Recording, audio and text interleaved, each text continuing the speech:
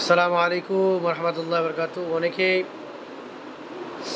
আমাকে প্রশ্ন করেন যে ছোটো ছোটো বাচ্চাদেরকে যে আমি আসলে লালন পালন করি, তারা মনে হয় অনেক আমাকে জ্বালাতন করে। হ্যাঁ, অবশ্যই। হ্যাঁ, হ্যাঁ, তারা অনেক ঝামেলা করে। আজকে আপনাদেরকে একটা জিনিস দেখানোর জন্য জাস্ট ভিডিওটা চালু করছি। যখন তারা বেশি কষ্ট দেয়, বেশি ডিস্টার্ব করে, যখন খুব কষ্ট লাগে যে আসলে কি বলবো, কিভাবে থামানো যায়, তারা প্রচুর পরিমাণে দুষ্টুমি করে, তখন তাদেরকে থামানোর রাস্তা একটা, সেই রাস্তাটা আমি আপনাদের দেখাইতেছি। আপনারা দেখেন, হ্যাঁ দেখছেন, আমার রুমে বর্তমানে চুল পরিমাণের কোনো আওয়াজ নাই, একদম নীরব।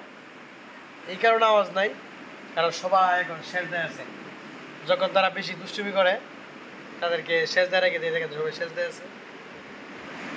আমার মতো আপনারা ওই টেকনিকটা ব্যবহার করবেন যারা বাচ্চাদেরকে পড়ান।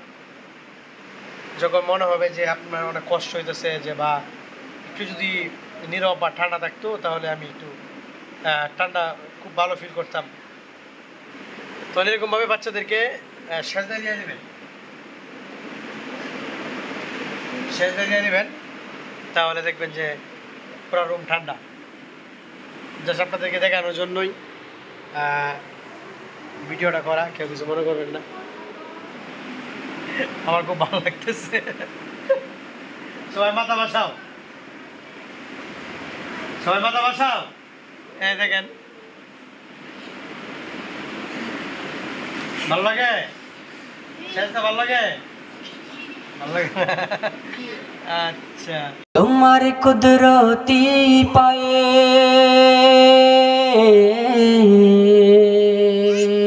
সেজদাতে মাথা